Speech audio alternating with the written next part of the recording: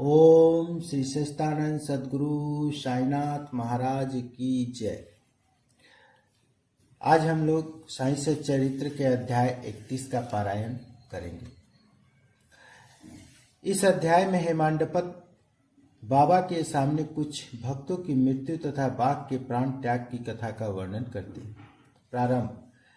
मृत्यु के समय जो अंतिम इच्छा या भावना होती है वही भक्तता का निर्माण करती है। श्री कृष्ण ने गीता में कहा है कि जो अपने जीवन के अंतिम क्षण में मुझे स्मरण करता है वह मुझे ही प्राप्त होता है तथा उस समय वह जो कुछ भी दृश्य देखता है उसी को अंत में पाता है। यह कोई भी निश्चयात्मक रूप में नहीं कह सकता कि उस क्षण हम केवल उत्तम विचार ही कर सकेंगे। जहाँ तक अनुभव में आया है ऐसा प्रतीत होता है कि उस समय अनेक कारणों से भयभीत होने की संभावना रहती है। इसके अनेक कारण हैं, इसलिए मन को इच्छा अनुसार किसी उत्तम विचार के चिंतन में ही लगाने के लिए नित्य अभ्यास अत्यंत आवश्यक है। इस कारण सभी संतों में हरि स्मरण और जाप को ही श्रेष्ठ बताया है, ताकि मृत्यु के समय हम किसी घरेलू उलझन में न पड़ जाएं। अतः ऐसे अवसर पर भक्तगण पूर्णतः भक्तों के शरणागत हो जाते हैं, ताकि संत जो कि सर्वज्ञ हैं उचित पथ प्रदर्शन कर हमारी यथेष्ट सहायता करें। इसी प्रकार के कुछ उदाहरण नीचे दिए जाते हैं। पहला, विजयानंद। एक मद्रासी सन्यासी विजयानंद मानसरोवर की यात्रा करने निकले।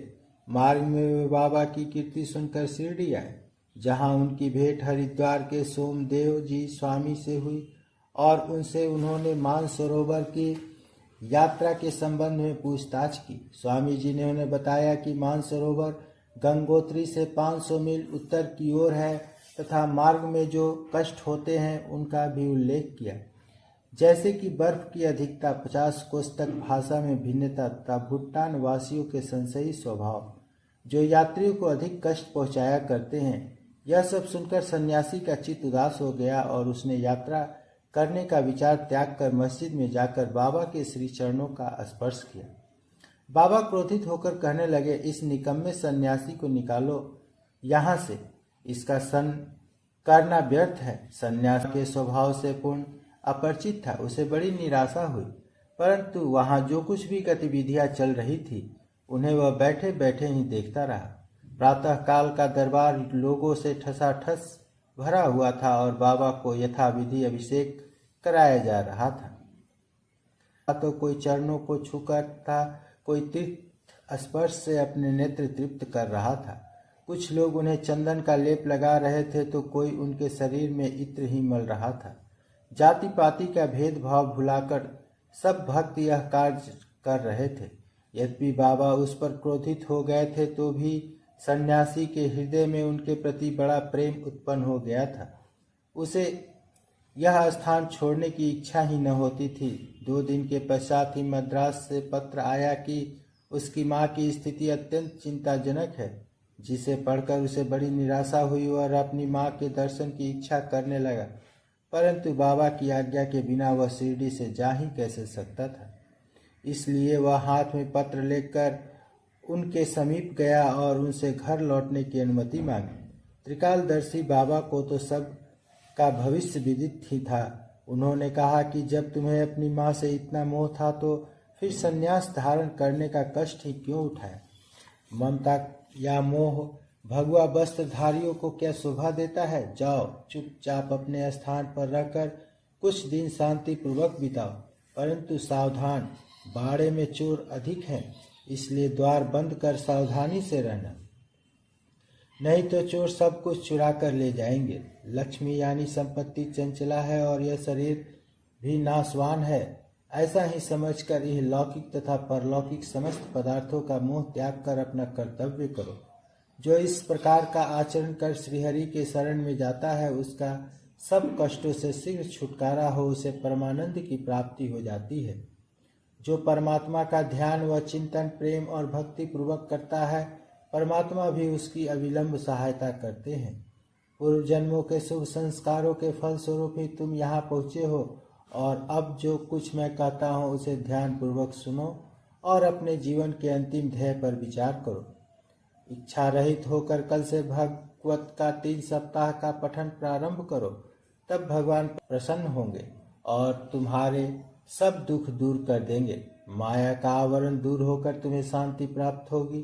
बाबा ने उसका अंतकाल समीप देखकर उसे यह उपचार बता दिया और साथ ही राम विजय पढ़ने की भी आज्ञा दी, जिससे यमराज अधिक प्रसन्न होते हैं। स्नान आदि तथा अन्य शुद्धि की कृत्य कर उसने लेंडी बाग के एकांत में बैठकर भागवत का पाठ प्रारंभ कर दिया। दूसरी बार पठन समाप्त होने पर वह बहुत थक गया और बाड़े में आकर 2 दिन ठहरा। तीसरे दिन बड़े बाबा की गोद में उसके प्राण पखेड़ उड़ गए। बाबा ने दर्शनों के निमित्त एक दिन के लिए उसका शरीर संभाल कर रखने के लिए कहा। तत्पश्चात पुलिस आई और यथोचित जांच पड़ताल करने के उपरांत मृत शरीर को उठाने की आज्ञा दे दी। बाबा ने इस प्रकार सन्यासी की सहायता कर उसे सद्गति प्रदान की। दूसरी कथा बालाराम मानकर। बालाराम मानकर नामक एक गृहस्थ बाबा के परम भक्त थे। जब उनकी पत्नी का देहांत हुआ तो वे बड़े निराश हो गए और सब घर बार अपने लड़के को सौंप वे शिरडी में आकर बाबा के पास रहने लगे। उनकी भक्ति देखकर बाबा उनके जीवन की गति परिवर्तित कर देना चाहते थे, इसलिए उन्हें 12 रुपये देकर मच्छिछंद में जाकर रहने को कहा। मानकर की इच्छा उनका सानिध्य छोड़कर अन्यत्र कहीं जाने की न थी, परंतु बाबा ने उन्हें समझाया कि तुम्हारे कल्याणार्थी मैं यह उत्तम उपाय तुम्हें बतला रहा हूँ, इसलिए वहां जाकर दिन में 3 बार प्रभु का ध्यान करो। बाबा के शब्दों में विश्वास कर वह मच्छिछंद गढ़ चला गया और वहां के मनोहर दृश्य, शीतल जल तथा उत्तम पवन और समीपस्थ दृश्यों को देखकर उसके चित्त को बड़ी प्रसन्नता हुई। बाबा द्वारा बतलाई गई विधि से उसने प्रभु का ध्यान करना प्रारंभ कर दिया और कुछ दिनों के पश्चात ही उसे दर्शन प्राप्त हो गए। बहुधा भक्तों को समाधि या तुरिया अवस्था में ही दर्शन होते हैं, परंतु मानकर जब तुरिया अवस्था से प्राकृतिक अवस्था में आया तभी उसे दर्शन हुए। दर्शन होने के पश्चात मानकर ने बाबा से अपने को वहां भेजने का कारण पूछा। बाबा ने कहा कि शिरडी में तुम्हारे मन में नाना प्रकार के संकल्प विकल्प उठने लगे थे, इसी कारण मैंने तुम्हें वहां भेजा कि तुम्हारे चंचल मन को शांति प्राप्त हो। तुम्हारी धारणा थी कि मैं शिरडी में ही विद्यमान हूँ और 3.5 हाथ के इस पंचतत्व के पुतले के अतिरिक्त कुछ नहीं हूँ, परंतु अब तुम मुझे देखकर यह धारणा बना लो कि जो तुम्हारे सामने शिरडी में उपस्थित है और जिसने तुमने दर्शन किए वह दोनों अभिन्न है या नहीं। मानकर वह स्थान छोड़कर अपने निवास स्थान बांद्रा को रवाना हो गया। वह पूना से दादर रेल द्वारा जाना चाहता था, परंतु जब वह टिकट घर पर पहुंचा तो वहां अधिक भीड़ के कारण वह टिकट खरीद न सका। इतने में ही एक देहाती जिसके कंधे पर एक कंबल पड़ा था तथा शरीर पर केवल एक लंगोटी के अतिरिक्त कुछ नहीं था, वहां आया और मानकर से पूछने लगा कि आप कहाँ जा रहे हैं। मानकर ने उत्तर दिया कि मैं दादर जा रहा हूँ। तब वह कहने लगा कि मेरा यह दादर का टिकट आप ले लीजिए, क्योंकि मुझे यहाँ एक आवश्यक कार्य आ जाने के कारण मेरा जाना आज न हो सकेगा। मानकर को टिकट पाकर बड़ी प्रसन्नता हुई और अपनी जेब से वे पैसे निकालने लगे। इतने में टिकट देने वाला आदमी भीड़ में कहीं अदृश्य हो गया। मानकर ने भीड़ में पर्याप्त छानबीन की, परंतु वह सब व्यर्थ ही हुआ। जब तक गाड़ी नहीं छूटी मानकर उसके लौटने की प्रतीक्षा करता रहा, परंतु वह अंत तक न लौटा। इस प्रकार मानकर को इस विचित्र रूप में द्वितीय बार दर्शन हुए। कुछ दिन अपने घर ठहर कर मानकर फिर शिरडी लौट आया और श्री चरणों में ही अपने दिन व्यतीत करने लगा।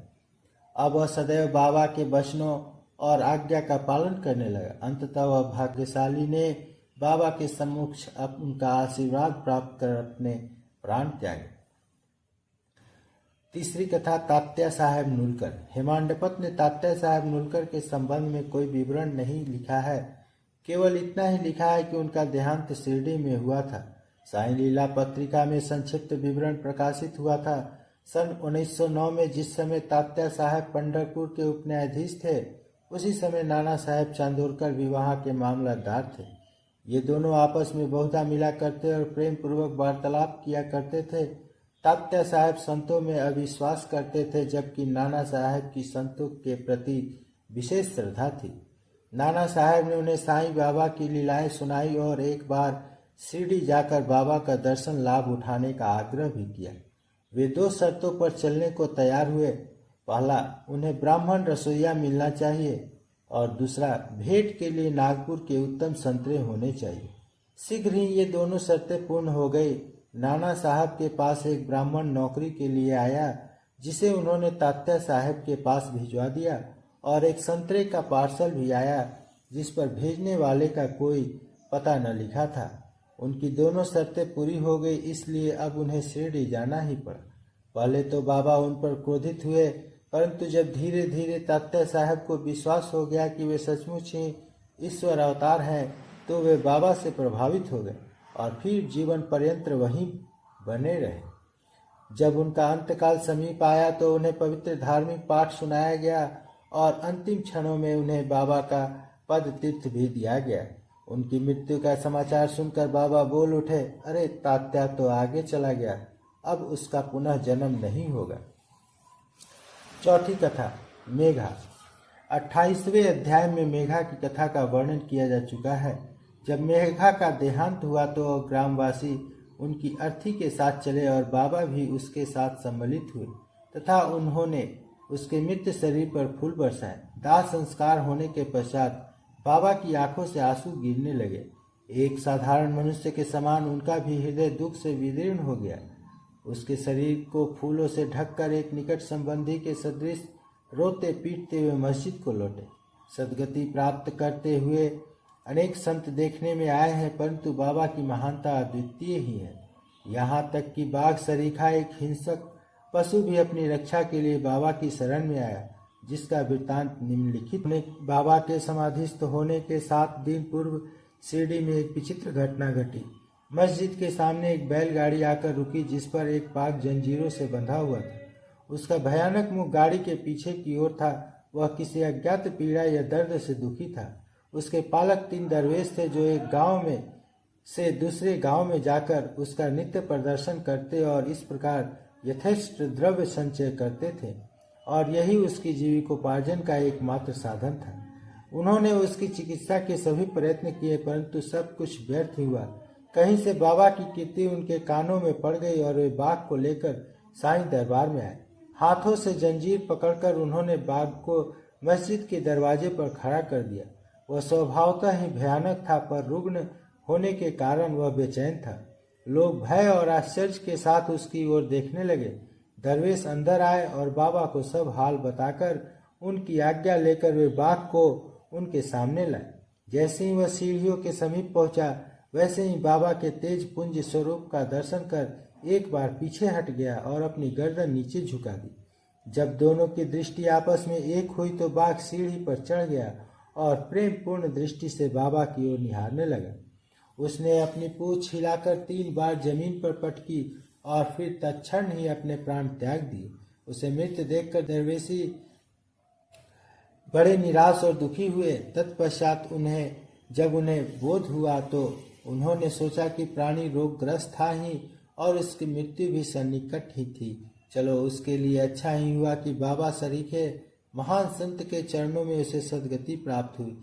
वह दरवेशियों का ऋणी था और जब वह ऋण चुक गया तो वह स्वतंत्र हो गया और जीवन के अंत में उसे साईं चरणों में सदगति प्राप्त हुई। जब कोई प्राणी संतों के चरणों पर अपना मस्तक रखकर प्राण त्याग दे तो उसकी मुक्ति हो जाती है। पूर्व जन्मों के शुभ संस्कार के अभाव में ऐसा सुखद अंत होना कैसे संभव। अध्याय समाप्त। श्री सद्गुरु साईनाथ प्रणमस्तु। शुभ भवतु।